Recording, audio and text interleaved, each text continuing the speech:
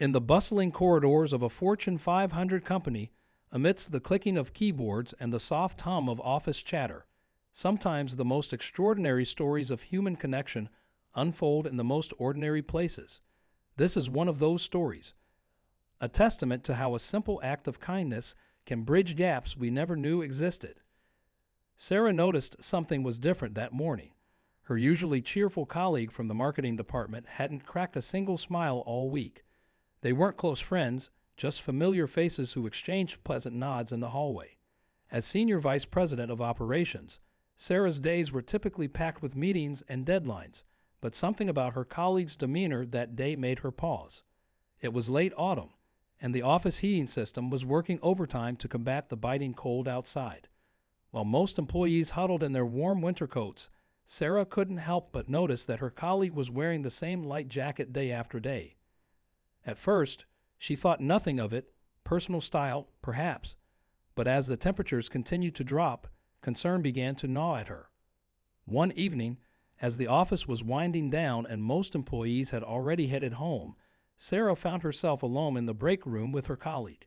The younger woman's hands trembled slightly as she warmed them around a cup of coffee, her eyes fixed on some distant point beyond the window. Something about her vulnerability in that moment broke through the professional barriers that often keep us from reaching out. "Is everything okay?" Sarah asked softly, pulling up a chair. What followed was a conversation that would change both their lives forever. Her colleague, a single mother of two, had recently lost everything in a house fire. Insurance complications had left her family temporarily homeless, forcing them to stay in a motel. Between the mounting bills and trying to maintain a brave face at work, she was reaching her breaking point. The story could have ended there, a sympathetic ear, a few kind words, and back to business as usual. But what happened next showed that sometimes the greatest impact we can have on someone's life comes not from grand gestures, but from simply choosing to get involved when we could just as easily walk away. Sarah's response to her colleague's situation sparked a chain of events that would ripple through their entire office community. But it wasn't just about what she did. It was about how her actions challenged everyone's preconceptions about workplace relationships, social boundaries, and the true meaning of leadership. As news of their interaction spread through the office grapevine, it forced people to confront their own biases and assumptions.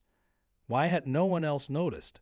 How many times had they walked past someone in need, too wrapped up in their own world to see the signs? The real beauty of this story, though, lies not in the initial act of kindness, but in what happened afterward. The look on her colleague's face when she realized she wasn't alone anymore, that priceless moment of pure, unfiltered emotion, became a turning point that would transform their entire workplace culture. But before we dive into what Sarah did next and how her colleague responded, let's take a moment to appreciate the courage it takes to both offer and accept help in a professional setting.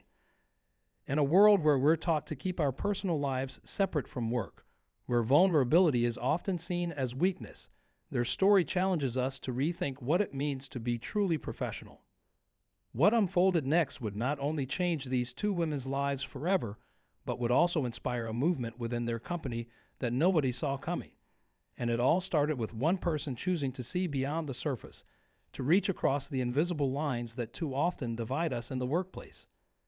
Stay tuned to discover how this story unfolds, and prepare to witness a moment of human connection that will restore your faith in workplace relationships. That evening, after their conversation in the break room, Sarah couldn't shake the image of her colleague's trembling hands from her mind. As she drove home to her comfortable suburban house, past well-lit streets and manicured lawns, the contrast between their situations weighed heavily on her heart. She thought about her own children, safe and warm in their beds, while somewhere across town, her colleagues' kids were trying to make a motel room feel like home. The next morning, Sarah arrived at work earlier than usual.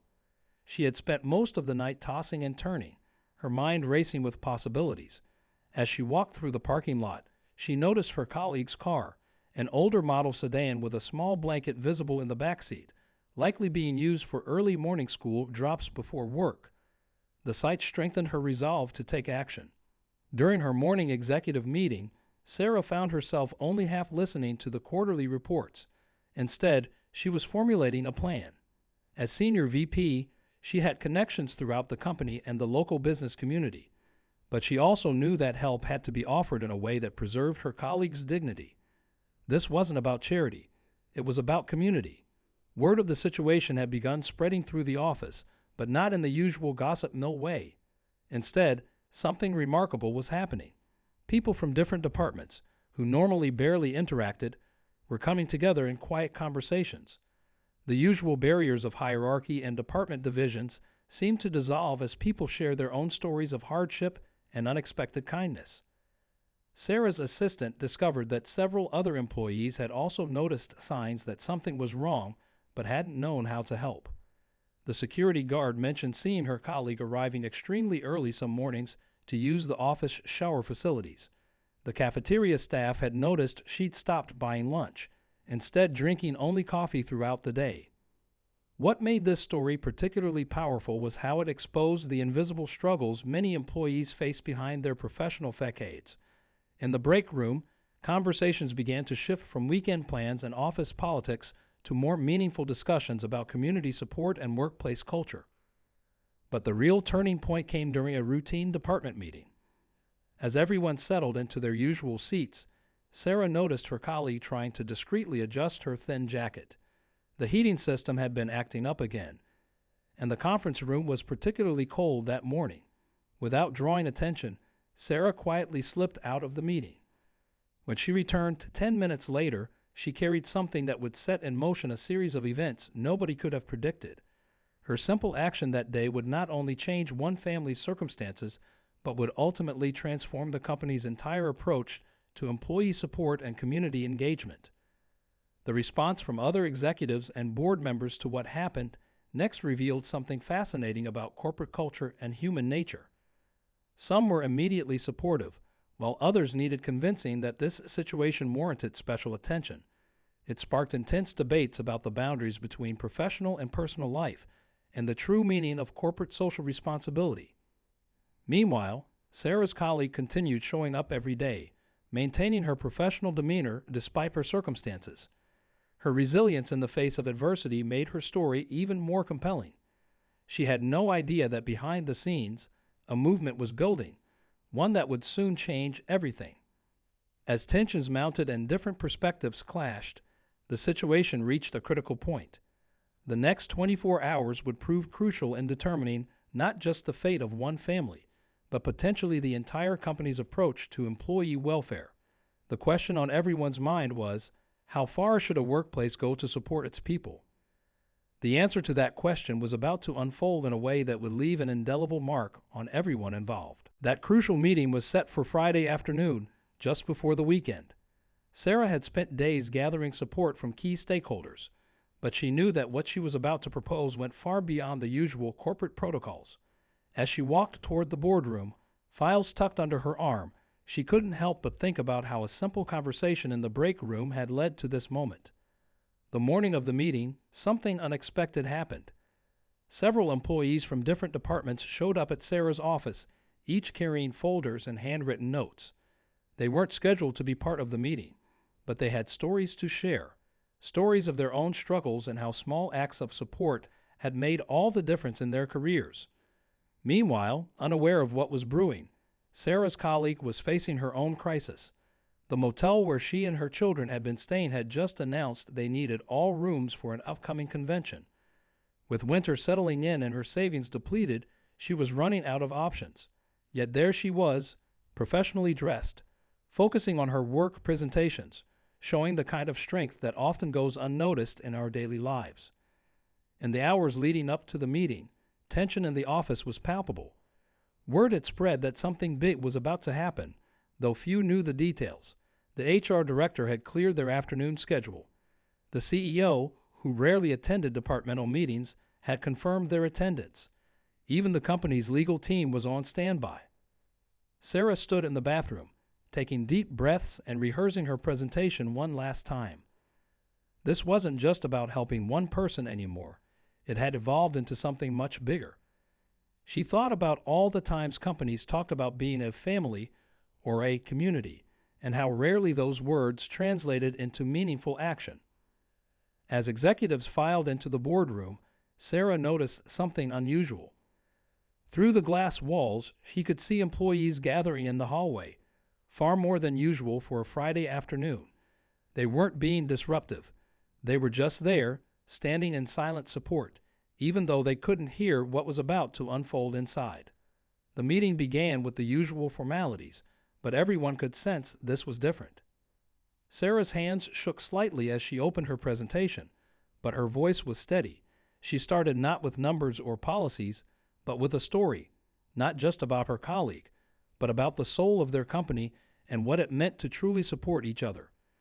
Just as Sarah reached the crucial point in her presentation, there was a knock on the boardroom door. What happened next would leave everyone in the room speechless. The person standing in the doorway wasn't supposed to be part of this meeting, but their presence would change everything about how the next few minutes would unfold. The CEO leaned forward in their chair, eyes focused intently on the scene unfolding before them. The room fell silent, the kind of silence that feels heavy with possibility and anticipation. In that moment, corporate titles and hierarchies seemed to fade away, leaving only humans facing a pivotal decision about what kind of workplace, what kind of world they wanted to create. Sarah's heart was pounding as she prepared to reveal her proposal. She knew it would either be remembered as a turning point in corporate culture or a well-intentioned but failed attempt to challenge the status quo. The next few minutes would determine not just the fate of one family, but potentially set a precedent that could influence workplace cultures far beyond their own company. As she took one final deep breath and prepared to continue, the expression on the faces around the room told her that this was more than just another business meeting.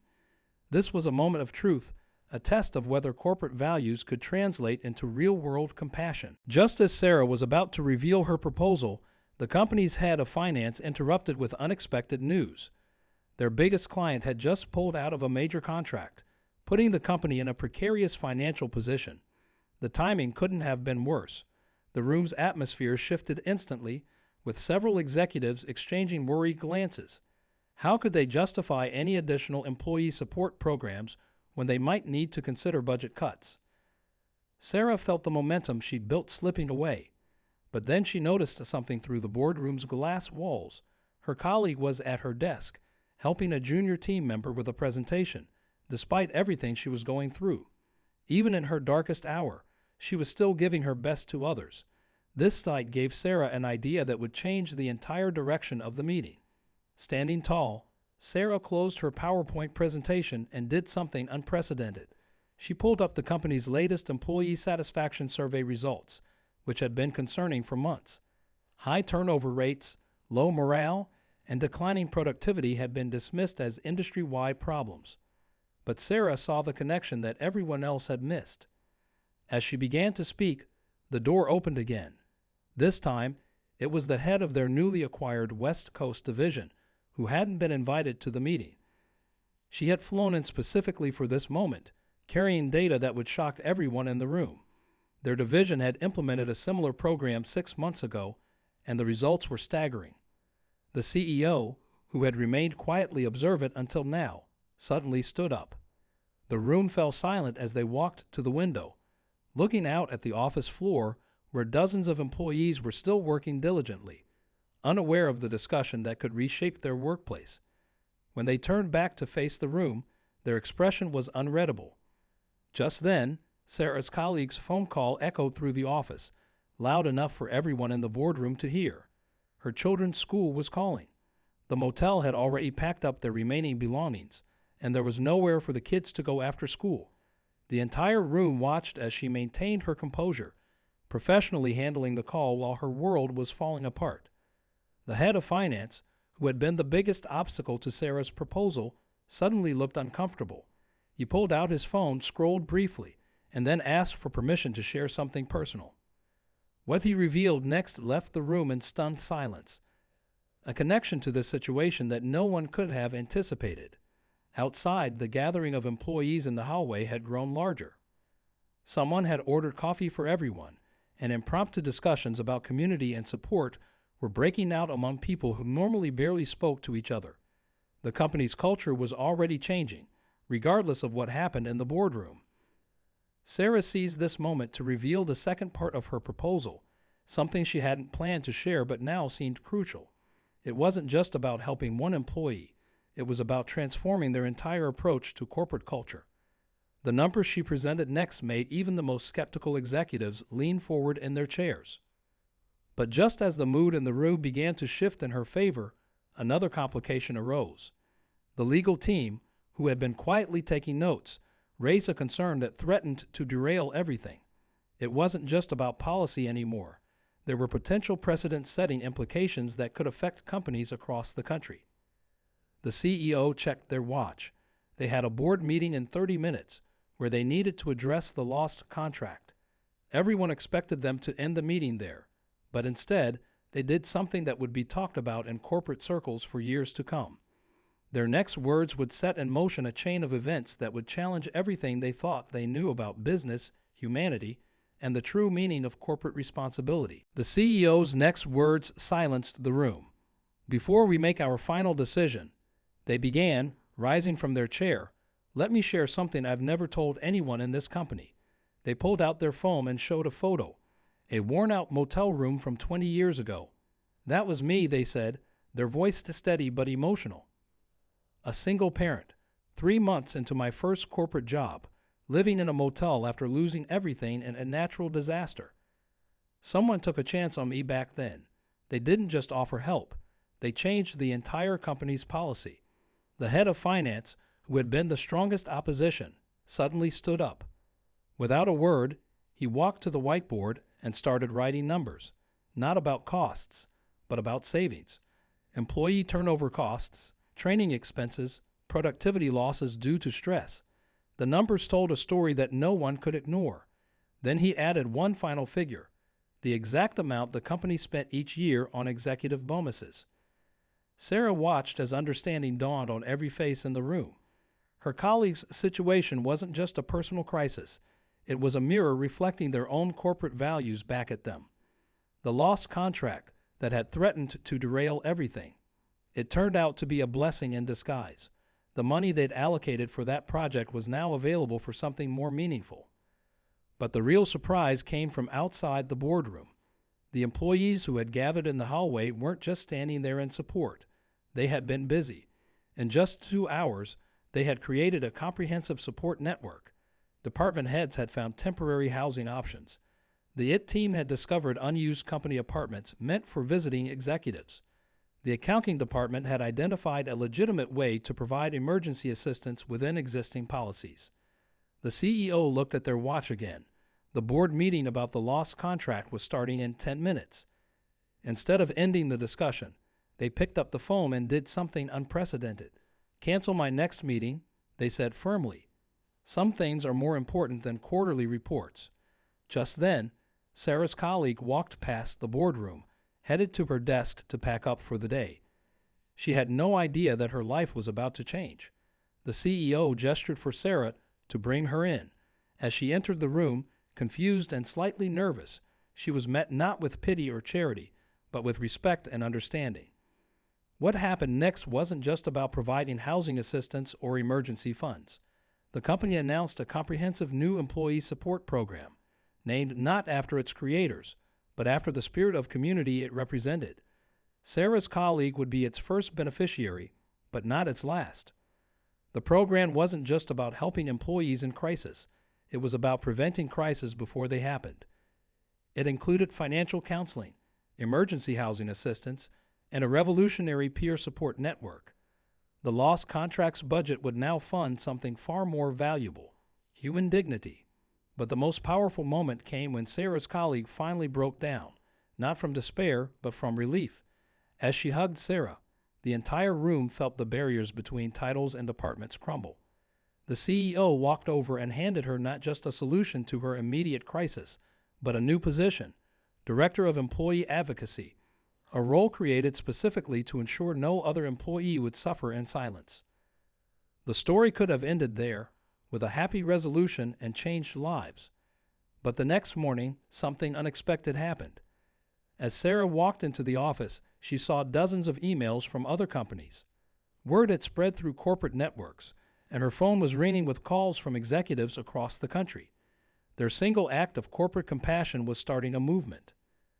The real triumph wasn't just in helping one person or creating a new program. It was in proving that corporate success and human compassion aren't mutually exclusive. They're intricately connected, each making the other stronger.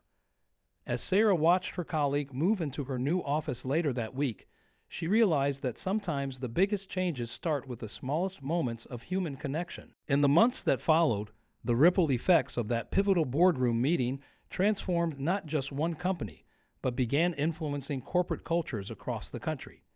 Sarah's colleague, now settled into her role as Director of Employee Advocacy, had turned her own experience into a force for positive change. Her children were thriving in their new stable environment, and the family had moved into a comfortable apartment close to both school and work. The employee support program, initially met with skepticism by some shareholders, proved to be a remarkable success. Turnover rates dropped by 60% in the first 6 months. Employee satisfaction scores reached record highs. The company's productivity actually increased, proving that when people feel secure and supported, they bring their best selves to work. But the most beautiful changes were the small ones, the ones you couldn't capture in quarterly reports or performance metrics. The break room became a place where real conversations happened. People shared their struggles openly, knowing they would find support instead of judgment. The invisible walls between departments dissolved, replaced by a genuine sense of community. The head of finance, once the program's biggest critic, became one of its strongest advocates. He started mentoring younger employees, sharing his own experiences with financial hardship and recovery. His transformation inspired other executives to show their human side, creating a more authentic leadership culture. Sarah found herself invited to speak at business conferences, sharing their story with other corporate leaders. But she always began her talks with a simple truth. It wasn't about grand gestures or massive budgets.